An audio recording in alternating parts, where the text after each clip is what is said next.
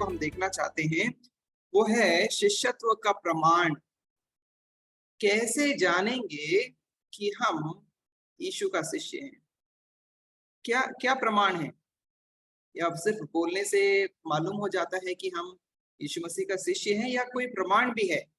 और इसी बातों को अध्ययन करेंगे। इसमें 3 विषय को हम देखेंगे शिष्यत्व का प्रमाण के इसमें में। आज का क्लास में सिर्फ पहला प्रमाण पर हम गौर करेंगे, और अगला मंडे का क्लास में दूसरा और तीसरा पर भी हम गौर करेंगे। सो शिष्यत्व का प्रमाण कैसे जानेंगे कि हम यीशु मसीह का शिष्य हैं, यीशु मसीह का चेले हैं? अगर आप स्क्रीन पर कोई आप स्पष्ट से देख पा रहे हैं तो कोई पढ़ सकते हैं यूहन्ना 13 अध्याय उसका 35 पद। यदि यदि आप इससे प्रेम रखोगे तो इसी से सब जानेंगे कि तुम मेरे चेले हो। ओके, यदि आपस में प्रेम रखोगे तो ही लोग जानेंगे कि तुम यीशु मसीह के चेले हो। सो एक प्रमाण है यहाँ पे, और हम इसको आगे विस्तार से देखेंगे कि किस प्रकार से ये प्रमाण हमारे लिए काम कर सकता है। लेकिन इसके पहले कि हम शिष्यत्व के प्रमाण में जाएं, सर्वप्रथम क्लास पाठ एक में हम 8 गुणों के बारे में चर्चा किए थे। उसमें से 4 गुण निष्क्रिय हैं, अर्थात ये जब हम यीशु मसीह के करीब में आते हैं ये गुण हमारे अंदर बढ़ना शुरू होते हैं। ये है आत्मिक अपर्याप्तता, अर्थात हम अपने आत्मिकता की कमी को महसूस करना शुरू करते हैं।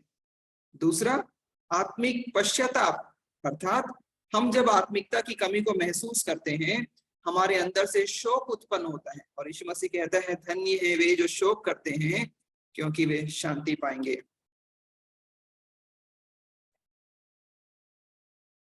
राइट, क्षमा कीजिएगा, कनेक्शन चला गया था। सो आत्मिक अपर्याप्तता, जहां पे हम अपनी आत्मिकता की कमी को महसूस करते हैं। आत्मिक पश्चाताप, जब आत्मिकता की कमी हमें महसूस होती है हम शोकाकुल हो जाते हैं। जब हम शोकाकुल हो जाते हैं हमारे अंदर से नम्रता निकलती है, और यीशु मसीह कहते हैं धन्य हैं वे जो नम्र हैं क्योंकि वे पृथ्वी के अधिकारी होंगे। और जब नम्रता हमारे अंदर में आती है हम परमेश्वर के लिए भूखे और प्यासे होना शुरू हो जाते हैं और वे तृप्त किए जाएंगे। ये 4 गुण हैं जो यीशु मसीह के पास आने से, या ऐसा कहें जब हम यीशु मसीह को अपना प्रभु मानते हैं, ये चारों धीरे धीरे हमारे अंदर पनपना शुरू होते हैं, और अभी भी हमारे अंदर पनप रहे हैं। अभी भी हम शोकाकुल होते हैं अपने पापों के लिए, अभी भी हम नम्र नहीं बने हैं, लेकिन नम्रता की ओर बढ़ते चले जा रहे हैं। अब हम अभी भी परमेश्वर के लिए भूखे और प्यासे, ये चारों गुण बढ़ते हैं। लेकिन इन सबों के साथ 4 और गुण हैं जिसमें हमें कार्य करना है, और वो है दयालुपन होने के लिए, दयालुता दिखाने के लिए। धन्य है वे जो दयालु हैं क्योंकि उन पर दया की जाएगी।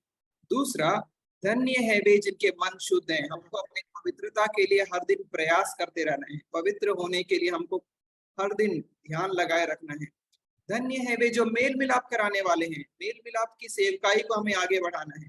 और अंत में है अडिग वफादारी, धन्य है वे जो धर्म के कारण सताए जाते हैं। सो ये चारों गुणों को, अडिग वफादारी को, मेल मिलाप को, पवित्र हृदय या शुद्ध मन को और दयालु को प्रतिदिन हमको प्रयास करना है कि हमारे ये गुण हमारे अंदर में बढ़ने चाहिए। आज का विषय में वापस आ जाएंगे। आज हम जो देखना चाहते हैं वो है शिष्यत्व का प्रमाण के बारे में। सो यीशु मसीह जो आज्ञा दिया हमको यह बोला कि तुम जाकर सारी जाति के लोगों को चेला बनाओ, उनका धर्म बदल दो या उनको प्रलोभन दो। ये शब्द नहीं है, और मेरे को नहीं मालूम है कि पूरा संसार या भारत हम मसीहों को जो आरोप लगाता है उसका बुनियाद क्या है, क्योंकि वो बुनियादहीन है। हमारा यीशु मसीह कभी भी ये बात नहीं बोला है। यीशु मसीह यही बोला है कि सारे जाति के लोगों को जाकर चेला बनाओ, और हम उनको विश्वासी नहीं बना रहे, ईसाई मसीही क्रिश्चियन नहीं बना रहे, हम उनको चेला ही बना रहे हैं, यीशु मसीह का चेला। और हमारा ध्यान में ये स्पष्ट है, हम केवल यीशु मसीह के पीछे चलने वाले लोग तैयार कर रहे हैं। उसको छोड़कर हमारा कोई उद्देश्य और कोई उद्देश्य नहीं है। केवल एक ही काम कर रहे हैं, जैसा हम यीशु मसीह के साथ पीछे पीछे चल रहे हैं हम और लोगों को भी यीशु मसीह के पीछे चलने के लिए तैयार। सो ये स्पष्ट आज्ञा है। इस आज्ञा यीशु मसीह इस प्रकार से कहा है कि स्वर्ग और पृथ्वी का सारा अधिकार मुझे दिया गया है, इसलिए तुम जाओ, इसलिए जाओ। क्यों हम जा रहे हैं?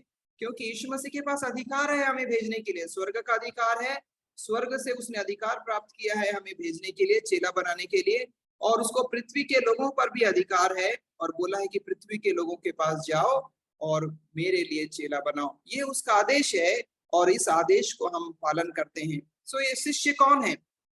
एक शिष्य वो है जो सीखने वाला है। हम चाहे शिक्षा दें या हम सीखे या चर्च में जाएं या चर्च में प्रचार करें, हम में से हर एक लोग शिष्य हैं और प्रतिदिन सीखना हमारा काम है। जिस दिन हम सीखना बंद कर देते हैं, वो दिन हमारा शिष्यत्व का आखिरी दिन हो जाता है, क्योंकि शिष्य बिना सीखे शिष्य बना नहीं रह सकता। हर दिन सीखना है। शिष्य वही है जो सीखते रहता है। जिस दिन सीखना बंद हो गया, हमारा शिष्यत्व उस दिन खत्म हो गया। इसलिए मसीह का जो शिष्य है वो यीशु का शिष्य है। हम जो शिष्य बोलते हैं, हम किसका शिष्य हैं? हम यीशु मसीह का शिष्य हैं और हमारा जो परिभाषा है वो यही है, हम यीशु मसीह का शिष्य हैं। यीशु मसीह हमारा गुरु है, उसको छोड़कर और हमारा कोई संबंध नहीं है। वो हमारा स्वामी है, वो हमारा गुरु है और हम केवल उसका ही बात सुनते हैं और उसका बात मानते हैं। सो हमको जब उसका बात मानते हैं तो क्या केवल विश्वास को ही स्वीकार करना है? हमको उसके हर एक चीजों को स्वीकार करना है। उसका विश्वास स्वीकार करना है, उसकी शिक्षाएं स्वीकार करनी है, उसके गुणों को स्वीकार करना है, उसके प्रथाओं को स्वीकार करना है। यीशु मसीह के संपूर्णत्व को हमको स्वीकार करने के लिए बुलाया गया है। हम उसके समान बनते चले जा रहे हैं। हम शिष्य हैं, जैसा वो है हम उसके समान बनते जा रहे हैं। वो कहता है शिष्य का अपने स्वामी के समान बन जाना ही बहुत है। हम अपने स्वामी के समान बन जाने के लिए जा रहे हैं, तो हम यीशु के समान बनते चले जा रहे हैं। एक बार एक युवा कम्युनिस्ट इस प्रकार से कहा, कम्युनिस्ट एक फिलॉसफी है और एक कम्युनिस्ट का एक युवक बोलता है कि हम जो सीखते हैं, हम ये दिखाने के लिए नहीं सीखते कि हमारे पास कितना आईक्यू है, कितना बुद्धिमान है। हम इसको अमल में लाने के लिए सीखते हैं। मसीहों के लिए एक अच्छा बात है। हम क्यों सीख रहे हैं? अच्छा प्रचार करने के लिए सीख रहे हैं, बुद्धिमान दिखने के लिए सीख रहे हैं, ज्ञानवान बनने के लिए सीख रहे हैं। क्या है आपका उद्देश्य सीखने के लिए? ये इस कोर्स में भी आप सीख रहे हैं, क्या है उद्देश्य? हम अमल में लाने के लिए सीख रहे हैं, आईक्यू बढ़ाने के लिए नहीं है, अच्छा प्रचार करने के लिए भी नहीं है। ये सब अपने आप होंगे, लेकिन हम अमल में लाने के लिए सीख रहे हैं। शिष्य कौन है? जो अमल में लाने के लिए सीख रहा है। जब आप यीशु मसीह की बुलाहट को स्वीकार करते हैं, यीशु मसीह के स्कूल में दाखिल हो जाते हैं, उसके आदेशों को पालन करते हैं, आप वास्तव में उसके शिष्य हैं। उसका स्कूल का एक भाग है, यीशु मसीह का विद्यार्थी है। हम उसके साथ पढ़ रहे हैं, वो हमारा शिक्षक है, वो हमारा गुरु है और हमको वो पढ़ा रहा है। हम ये शब्द है ना, मसीही, ईसाई, पुराने जमाने में समानार्थी शब्द होते थे एक दूसरे के लिए, शिष्य, मसीही, ईसाई, ये सब। लेकिन आज ऐसा नहीं है। कई लोग बहुत जो परंपराओं के साथ मसीह हैं, वो बोलते हैं हम तो बहुत बचपन के ईसाई हैं, बचपन के ईसाई हैं, लेकिन यीशु मसीह का कोई शब्द नहीं मानते हैं। ये शिष्य नहीं है। शिष्य वही है जो उसका शब्द मानता है। कई लोग नाम के मसीही हैं, नाम का मसीही, धर्म का ईसाई। ये शिष्य से कोई संबंध नहीं रखता। आप किस धर्म से आए हैं, उसे क्या करना है? क्या आप यीशु मसीह का बात मानते हैं और क्या यीशु आपका गुरु है, स्वामी है? क्या वो आपका शिक्षक है? ये मायने रखता है। शिष्य, आप किसके शिष्य हैं? यीशु मसीह का शिष्य हैं और उसका बात मानते हैं। आप यीशु मसीह का शिष्य हैं, यही प्रमाण है आपके लिए। सो बहुत से हैं जो मसीही कहलाना चाहते हैं, उनका टाइटल जुड़ना चाहिए मसीही, लेकिन वो मसीहत का, शिष्यत्व का कठोर शर्तों का पालन करने के इच्छुक नहीं है। पिछला क्लास में आपको 3 कठोर शर्तें बताया था जो यीशु मसीह अपने चेलों को बोले थे। वो मसीही नाम का आनंद उठाना चाहते हैं, लेकिन कठोर कठोर शर्तों के पालन में इच्छुक नहीं है। यीशु मसीह कभी भी अपने शिष्यों को यह प्रेरित नहीं किया कि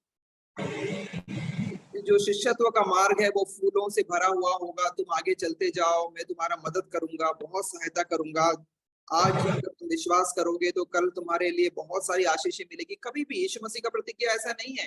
वो इसका उल्टा बोलता है। वो बोलता है साकल मार्ग से प्रवेश करो, क्योंकि चौड़ा है वह मार्ग जो विनाश को पहुंचाता है, लेकिन सकरा है वह मार्ग जो जीवन को लेकर जाता है। वो शुरू से बता रहा है कठोर मार्ग में प्रवेश करो, यीशु मसीह के साथ चलना आपके लिए आसान नहीं होगा। यही बात वो बार-बार बोलता है और बार-बार वो यही शिक्षा दे रहा है कि शिष्यत्व का मार्ग कठोर मार्ग है और जो इसमें अनुशासन के साथ चलना चाहते हैं वही इसमें आमंत्रित है, सबों के लिए आमंत्रण नहीं है।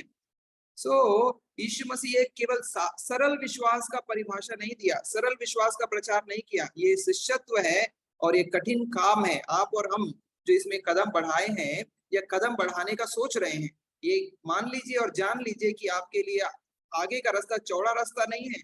एक हाईवे नहीं मिलेगा, एक पगडंडी मिलेगा और पगडंडी में शायद ऊंट कटारे भी हैं जिससे बच-बच कर आपको आगे जाना पड़ेगा। यीशु उन लोगों के लिए, उन पुरुषों और महिलाओं की तलाश में है, उनका लालसा करता है, उनको शिष्य बनाना चाहता है जो यीशु के साथ सुख और दुख में आगे बढ़ेंगे, उसके साथ सहभागिता रखेंगे, उसके साथ फेलोशिप रखेंगे, पतले रास्ते पर, पगडंडी में, सकरे रास्ते पर उसके साथ कदम बर कदम चलने के लिए तैयार है। उन स्त्रियों और पुरुषों को यीशु मसीह ढूंढ रहा है। चौड़े मार्ग में सरलता के साथ, आसानी के साथ चलने वालों के लिए वो खुश नहीं है। मात्रा मात्रा मतलब बहुत सारा भीड़, बहुत सारे लोग, इनके लिए यीशु मसीह ललायत नहीं है। बहुत सारा मात्रा, बहुत सारे लोग, वो शिष्यों के लिए ललायत है जो उसके भले ही थोड़े हैं, मुट्ठी भर के लोग हैं, लेकिन वो यीशु मसीह जानता है यही मुट्ठी भर के लोग दुनिया को बदलने के लिए ताकत रखते हैं। वो भीड़ कुछ काम नहीं कर सकती है। आपके अंदर में यदि ये जज्बा है कि हम यीशु मसीह के साथ कदम दर कदम आगे बढ़ाएंगे, आप दुनिया को परिवर्तन लेकर आएंगे, आपका सेवकाई विस्तृत होगा और आपके इस सेवा में प्रभाव दिखाई देगा। वो भीड़ में वो प्रभाव नहीं है। भीड़ सिर्फ भोजन करने के लिए आती है और जैसे ही कठोर नियम उनके सामने में आते हैं, वो कठोर नियमों को छोड़कर भाग जाते हैं और बोलते हैं अंत में, इसका शिक्षा तो कितना ही कठोर है, कितना कठिन शिक्षा देता है, इसका शिक्षा को कौन मानेगा। मैं आपको 3 सिद्धांत बताऊंगा जिससे हम जान पाएंगे कि हम यीशु मसीह का शिष्य हैं कि नहीं हैं। और ये तीनों सिद्धांत बाइबल में ही हमको मिलेंगे। लेकिन आज का क्लास में पहला ही सिद्धांत पर हम ध्यान देंगे, पहला ही प्रमाण पर हम ध्यान देंगे, जिससे हम जान पाएंगे कि हम उसके शिष्य हैं कि नहीं।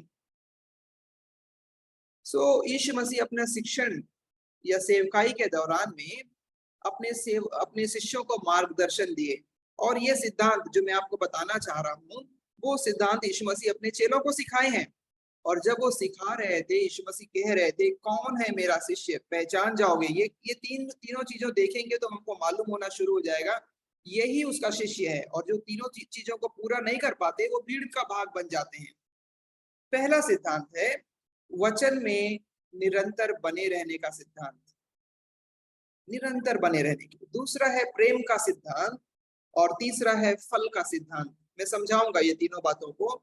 आज जिस विषय पर हम ध्यान देना चाहेंगे वो वचन में निरंतर बने रहने का सिद्धांत पर हम ध्यान देंगे।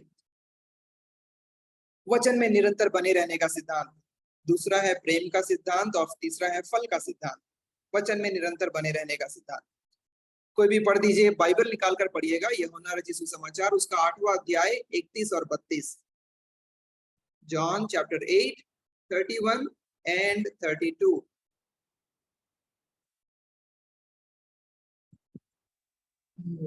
यीशु ने उन यहूदियों से उस पर विश्वास किया था, कहा, यदि तुम मेरे वचन में बने रहोगे तो सचमुच में मेरे चेले ठहरोगे। तुम सत्य को जानोगे और सत्य तुम्हें स्वतंत्र करेगा। ओके, थैंक यू ब्रदर पढ़ने के लिए। कि कौन सचमुच में चेले ठहरेंगे, कौन शिष्य ठहरेंगे?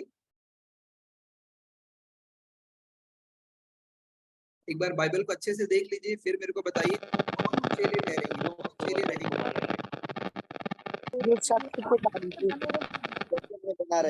मेरे वचन में बने रहोगे तो।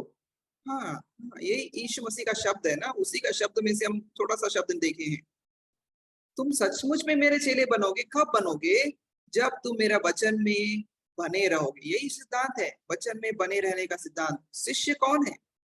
उसका वचन में जो बना रहता है वही शिष्य है, और जो उसका वचन को सुनता रहता है वो शिष्य नहीं है। हमारा विचारों में ये स्पष्ट कर लेना है, यीशु मसीह अपने शिष्यों को यही सिखा रहा है। मैं तुमको बहुत सारा प्रचार करता हूँ, पहाड़ी उपदेश देता हूँ, तुम व्याकुल मत होकर के उपदेश देता हूँ, तुमको जब संसार में भेजता हूँ तब मैं तुमको उपदेश देता हूँ। तुम मेरा बात सुनते हो और सुनते हो, लेकिन जो मेरा वचन में बना रहता है वही मेरा शिष्य बनता है, वही मेरा शिष्य ठहरता है। इसको छोड़कर बाकी सब भीड़ है जो उसका वचन को सुनते हैं और चले जाते हैं। सो सीखना ये शिष्य का काम है, उसका शब्दों को सीखना।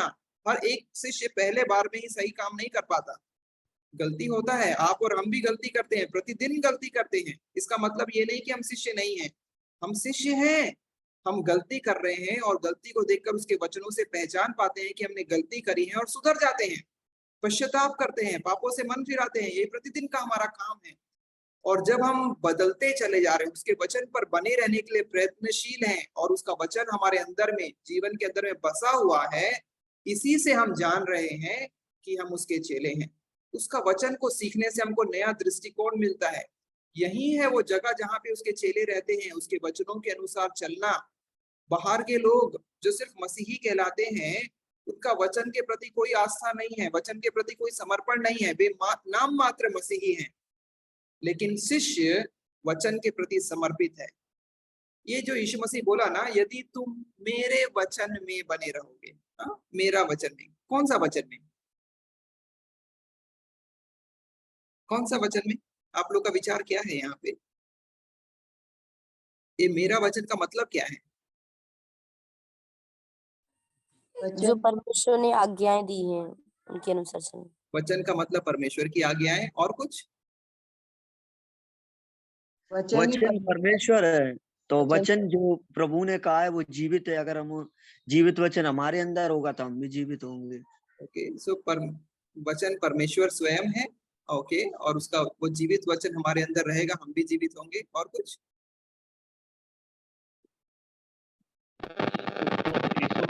स्वयं जीवित वचन है। यीशु ने जो अपने मुंह से जो बातें उन्होंने कही है उसके अनुसार चलना। ओके, यीशु के मुंह और से हम चेले भी उसके ठहरेंगे। एक बार फिर से बोलिए ब्रदर। उसके चेले भी हम ठहरेंगे जब हमारे अंदर वचन होगा और उसकी शिक्षाओं पे चलेंगे। ओके, क्योंकि 1 यूहन्ना 2:6 में लिखा है कि जो जो बातें मैंने तुम्हें सिखाई हैं उनको मानो और उन पर चलो। तो जो उनकी बातें हम मानेंगे और उस पर चलेंगे तभी उनके हम चेले ठहरेंगे। Right right. ओके, सो यीशु मसीह बोल रहा है मेरे वचनों में बने रहो, मेरा वचन। सो मेरा वचन से कुछ अर्थ हो सकता है। हम, मेरा वचन मतलब ये यीशु का वचन है, हमारा मर्जी नहीं है। मेरा कहने का मतलब है, हम कई बार अपना मर्जी से अपना मन का बात सुनते हैं। यीशु मसीह कहता है अपना मन का जो सुनता है वो यीशु मसीह का चेला नहीं ठहरता। मेरा वचन को, यीशु का वचन को जो सुनता है वो यीशु मसीह का चेला ठहरता है। उसका शिक्षा को सुनता है, अपना मन के हिसाब से शिक्षाओं को नहीं है, अपना मन के मर्जी के हिसाब से नहीं है। एक और चीज हो सकता है, उसके वचन में बने रहने का मतलब उसके शिक्षाओं को थामे रहना। जैसे आप अपने अभी इस समय आप कलम को थामे हुए हैं, पकड़े हुए हैं, छोड़े नहीं हैं, कलम को लिखने के लिए पकड़े हुए हैं या बाइबल को पकड़े हुए हैं।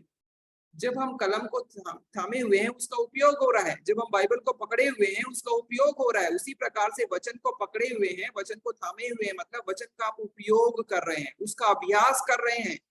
सिर्फ वचन कंठस्थ करके एक तोते के समान रटे हुए नहीं है, वो कंठस्थ किया हुआ वचन नहीं है, वो अभ्यास किया हुआ वचन है। सो एक शिष्य कंठस्थ करने वाला शिष्य नहीं होता, वो मूर्खतापूर्ण कंठस्थ है।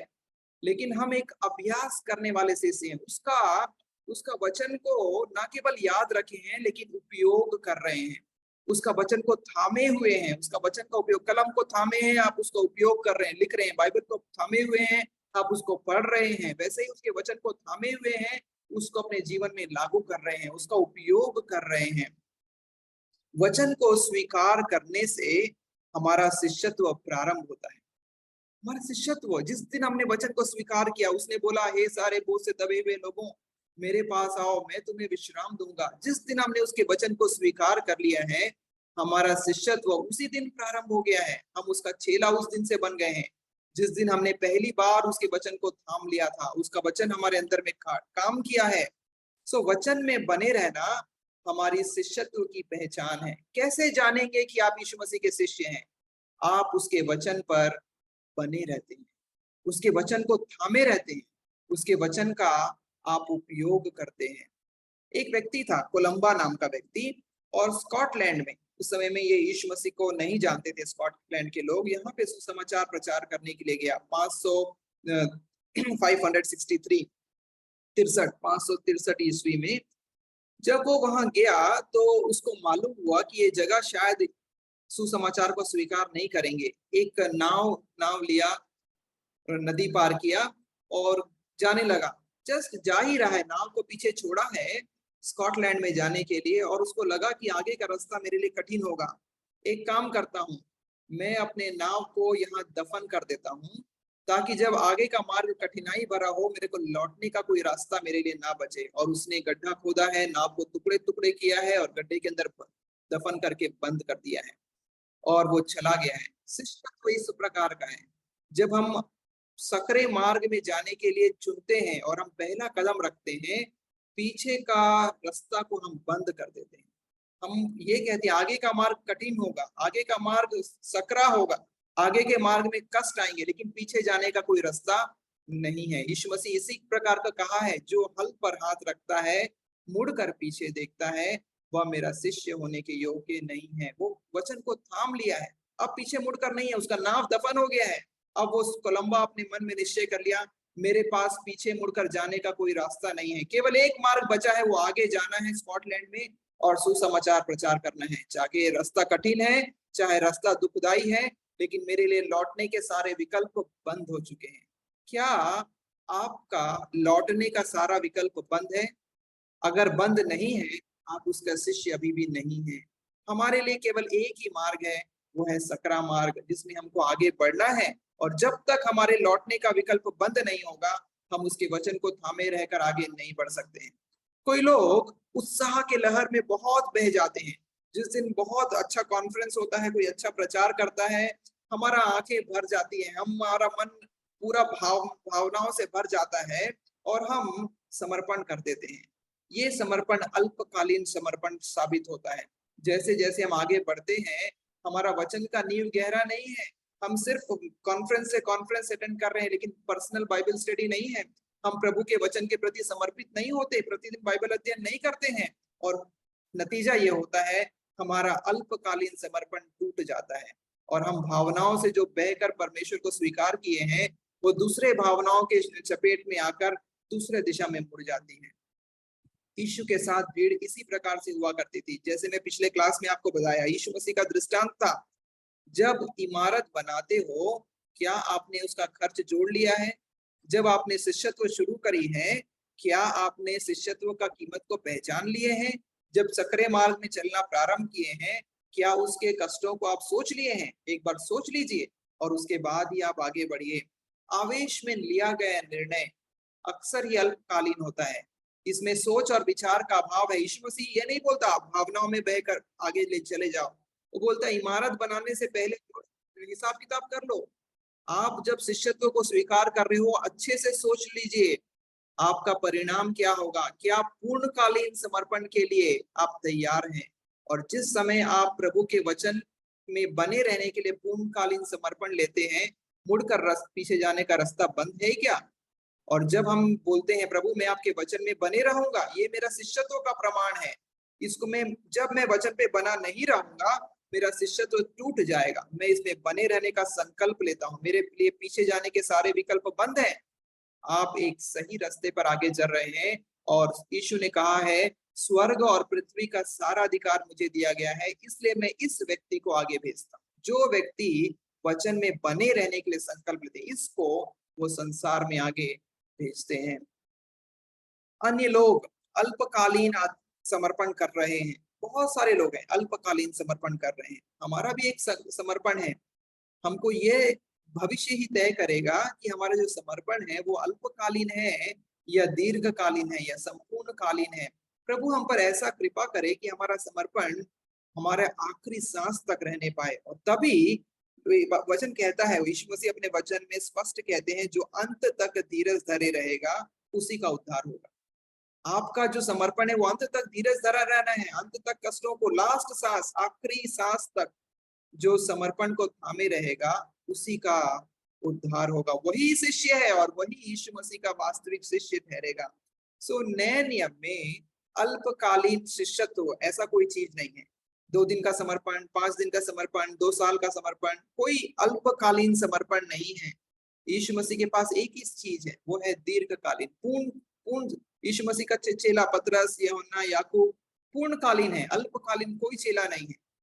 आप और हम पार्ट टाइम चेला नहीं है, पूरा समय के लिए हम चेले हैं। शायद आप अपने बिजनेस में, काम में, नौकरी में व्यस्त हैं, इसका मतलब ये नहीं कि आप पार्ट टाइम है, आप फुल टाइम है। चाहे नौकरी में भी हैं, वहां भी हम अपने शिष्यत्व को दिखाते हैं। जहां जहां हम जाते हैं हमारा शिष्यत्व, वहां पे भी हम वचन में बने रहते हैं। घर में आते हैं, यहाँ पे भी वचन में बने रहते हैं। चर्च में जाते हैं, वहां पे भी हम वचन में बने रहते हैं। ये केवल पूर्णकालीन है, अल्पकालीन शिष्यत्व नहीं हो सकता।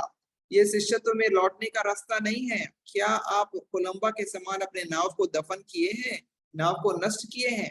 जब तक हम ऐसा नहीं कर पाते तब तक हम समर्पण में आगे नहीं बढ़ सकते। एक युवक था, वो युवक ये बोल रहा था, मैं सुसमाचार प्रचार करने के लिए जाना चाहता हूँ। कहाँ जाना चाहता हूँ? एशिया में जाना चाहता हूँ। लेकिन मेरे को लगता है मैं सुसमाचार प्रचार करने के लिए जाऊंगा, जाने के पहले मैं वहां जाकर देख लेता हूँ जगह कैसा है, मैं रह पाऊंगा कि नहीं, सुसमाचार प्रचार कर पाऊंगा कि नहीं, लोग मेरा सुनेंगे कि नहीं। ऐसा युवक सुसमाचार के लिए यीशु मसीह नहीं भेजने वाला।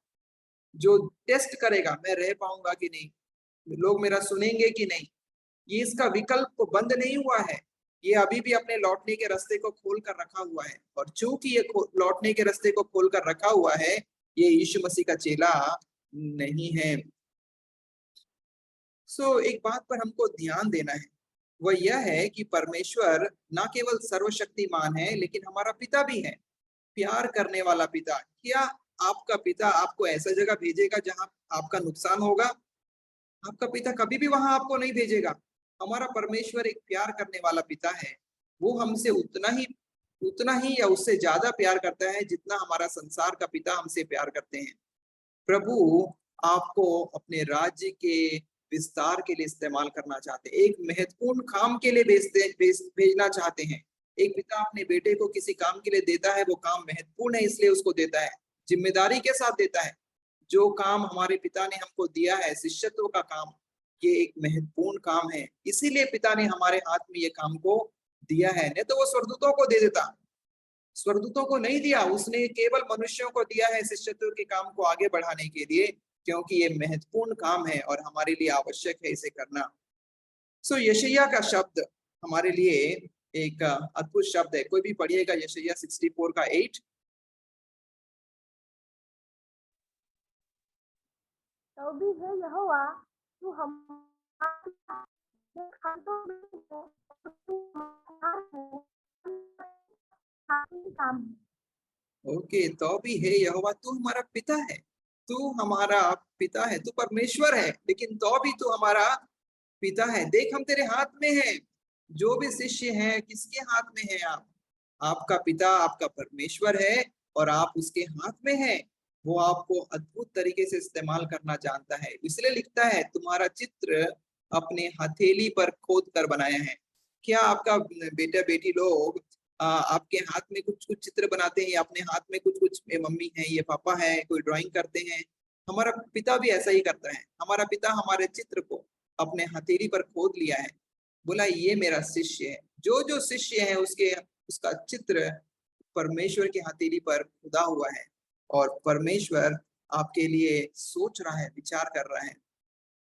सो परमेश्वर का पितृत्व हमारी गारंटी है।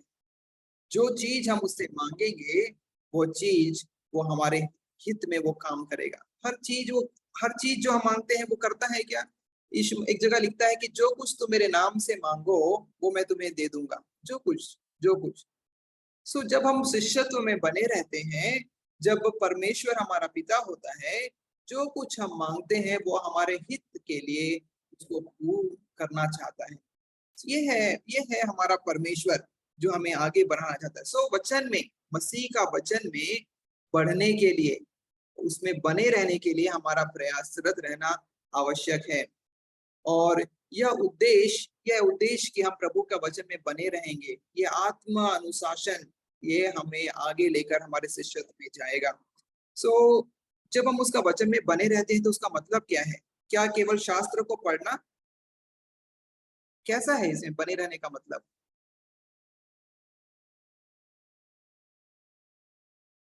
कोई भी अनम्यूट कीजिएगा कृपया, बोल सकते हैं। वचन में बने रहने का मतलब क्या है? उसकी आज्ञा के वचन में स्थिर रहना, उसकी आज्ञा को मानना, वचन के अनुसार चलना, ओके, वचन की वचन में आज्ञाओं खड़े को रहना। पालन करना, वचन को चलना, वचन पर खड़े रहना।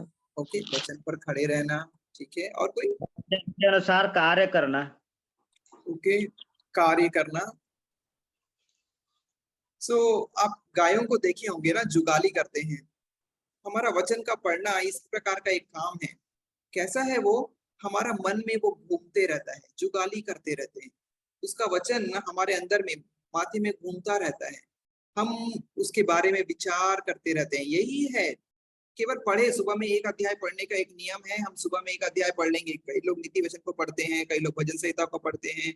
आपका फेवरेट अध्याय कोई पुस्तक होगा, किसी किसी को प्रकाशित वाक्य पसंद है, जो भी है आपका पुस्तक। ये वो वाला पढ़ने का काम नहीं है, ये पढ़ने का काम नहीं है, ध्यान करने का काम है। ध्यान करना मतलब विचार करने का काम है।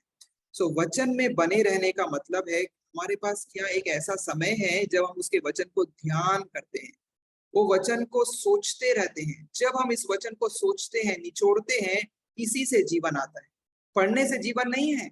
जब हम उसके वचन पर मनन करते हैं, ध्यान करते हैं और उसके वचन पर को जुगाली करते रहते, हम उसका वचन से रस निकालते हैं और ये हमारे लिए जीवन बन जाता है।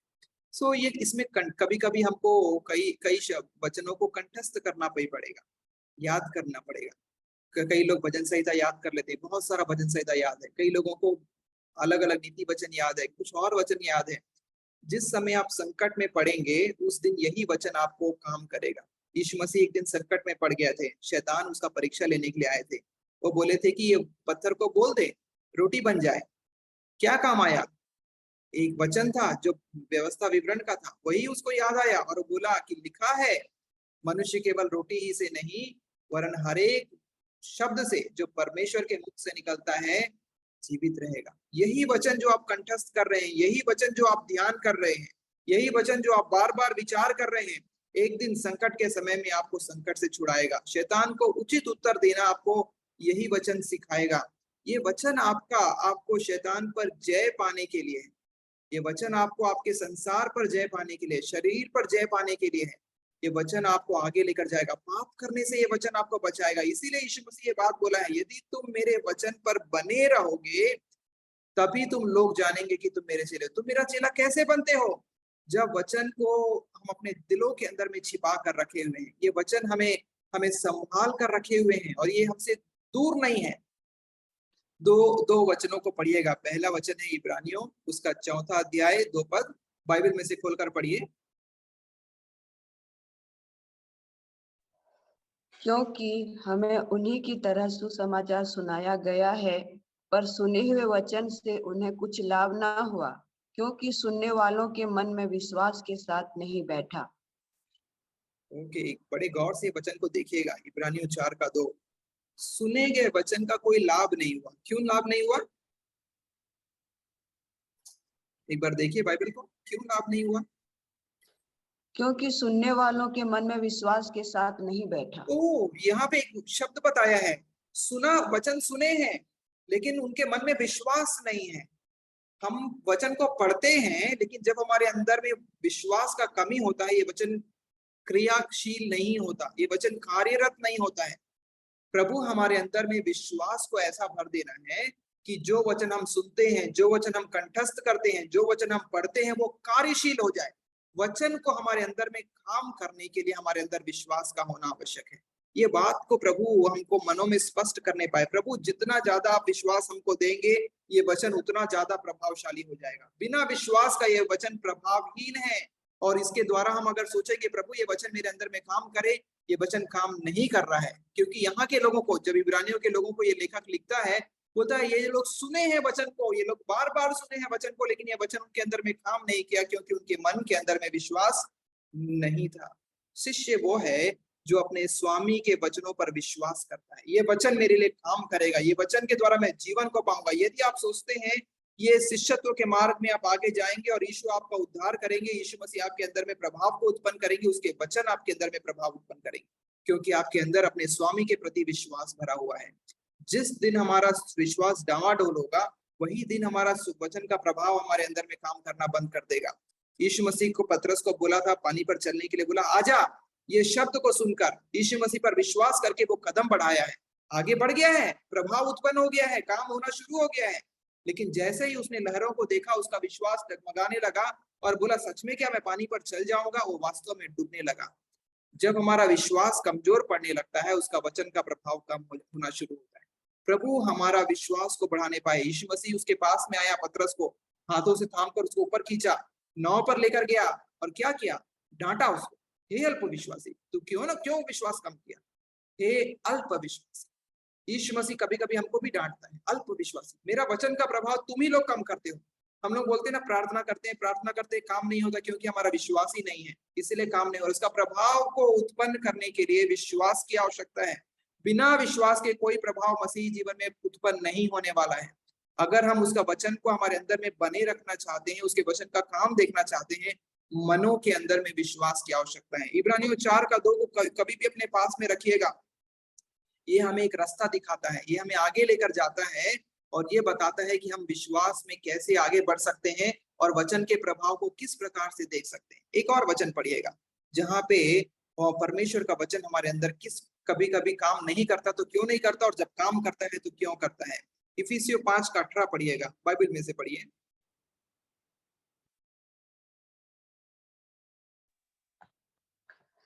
दाखरस से मतवाले न बनो, क्योंकि इससे लुचपन होता है, पर आत्मा से परिपूर्ण होते जाओ। दाखरस से मतवाले मत बनो, दाखरस का एडिक्टेड मत बनो, या दाखरस से भरते मत जाओ। लेकिन किससे भरते जाओ? पवित्र आत्मा से भरते चले जाओ। पवित्र आत्मा से क्यों भरने के लिए बताया है? मैं कुछ वचन को आपके स्क्रीन पर लिख कर रखा हूं, आप इसको कंपेयर करके पढ़िएगा। क्योंकि जब हम पवित्र आत्मा से भर जाते हैं, उसका वचन हमें समझ में आता है। यीशु मसीह जाने के पहले बोला कि मैं तुम्हें पवित्र अनाथ नहीं छोड़ूंगा, मैं तुम्हें पवित्र आत्मा देकर जाऊंगा और जो बातें मैंने तुम्हें कहा है वो तुमको स्मरण दिलाएगा। कौन स्मरण दिलाएगा? पवित्र आत्मा आपको स्मरण दिलाएगा। मान लीजिए आपके अंदर में और मेरे अंदर में पवित्र आत्मा है ही नहीं, कौन स्मरण दिलाएगा? कोई भी नहीं। जब हम पवित्र आत्मा से भरे हुए हैं, हमको पवित्र आत्मा यीशु के वचनों को स्मरण दिलाएगा। ये वचन तब काम करना शुरू करेगा। यीशु ने इस प्रकार से कहा है, हमको पवित्र आत्मा से भरने की आवश्यकता है। एक हाथ में विश्वास है, हम विश्वास से भरे हुए हैं, दूसरे हाथ में हमारे पास में पवित्र आत्मा है और हम पवित्र आत्मा से भरे हुए हैं। और जब हम पवित्र आत्मा से भरे हुए हैं, वो वचनों को हमें समझने के लिए प्रेरित करता है। जो वचन हमको समझ में नहीं आता, ये काम कैसे करेगा नहीं मालूम है, ये वचनों को काम करने के लिए वो हमें सिखाता है। वचन इस प्रकार से हमारे लिए काम करेंगे। दो चीजें हैं, दो बातें स्पष्टता के साथ हमारे सामने में अभी रखी गई हैं। पहली बात, विश्वास से भरने के लिए हमारा विश्वास हमारे वचन को क्रियाशील करता है। वो बोलता है, यीशु मसीह कहता है, यदि तुम्हारे अंदर में राई के समान भी विश्वास है, ये पेड़ से कहो और उखड़ कर चला जा तो हो जाएगा। यीशु मसीह क्या बोल रहा है कि सब लोग पेड़ उखाड़ने वाले बन जाओ? नहीं, बोल रहा कम से कम थोड़ा सा तो मुझ पर विश्वास करो, थोड़ा सा राई के समान तो विश्वास करो, तुम्हारा मेरा वचन तुम्हारे अंदर में काम करेगा। प्रभु यही बोल रहा है, थोड़ा सा विश्वास मेरे पर में रखना शुरू कर दो। दूसरा बोलता है, जब तुम पवित्र आत्मा से भरते जाओगे, मेरा वचन वो तुम्हें स्मरण कराता चला जाएगा। शिष्य का पहचान, हम शिष्य की पहचान के बारे में ही देख रहे हैं। कैसे जानेंगे कि हम उसके शिष्य हैं? यीशु मसीह कहता है, यही वचन को हम पढ़े थे शुरू में, क्लास के शुरू में, यदि तुम मेरे वचन में बने रहोगे तो सचमुच मेरे चेले ठहरोगे और सत्य को जानोगे और सत्य तुम्हें स्मरण करेगा। यदि तुम मेरे वचनों को जानोगे, मानोगे, मेरे वचन में बने रहोगे, सचमुच मेरे चेले ठहरोगे और सत्य को जानोगे और यही सत्य तुम्हें स्वतंत्र करेगा। प्रभु हम पर ऐसा कृपा करे कि हम उसके वचन पे बने रहें। इसी के साथ साथ यीशु मसीह ये भी कहते हैं, मैं तुम्हें एक नई आज्ञा देता हूँ।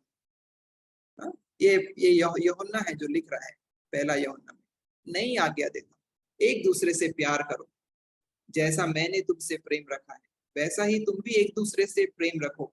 यदि तुम एक दूसरे से प्रेम रखोगे तो इसी से सब मनुष्य जानेंगे कि तुम मेरे चेले हो। सो प्रभु हम पर कृपा करें और हम पर ऐसा अनुग्रह करे कि हम यीशु के वचनों पर बने रहें, उसके वचन को जुगाली करते रहें, उसके वचन पर विचार करते रहें और उसके वचनों पर विश्वास करें, पवित्र आत्मा से भर जाएं। और जब हम ऐसा करते हैं उसका वचन हमारे अंदर में सामर्थ्य के साथ काम करता है और तब हम जान पाएंगे कि यही प्रमाण है, यही मेरे शिष्यत्व का प्रमाण है कि मैं उसके वचन पर बना रहता हूँ।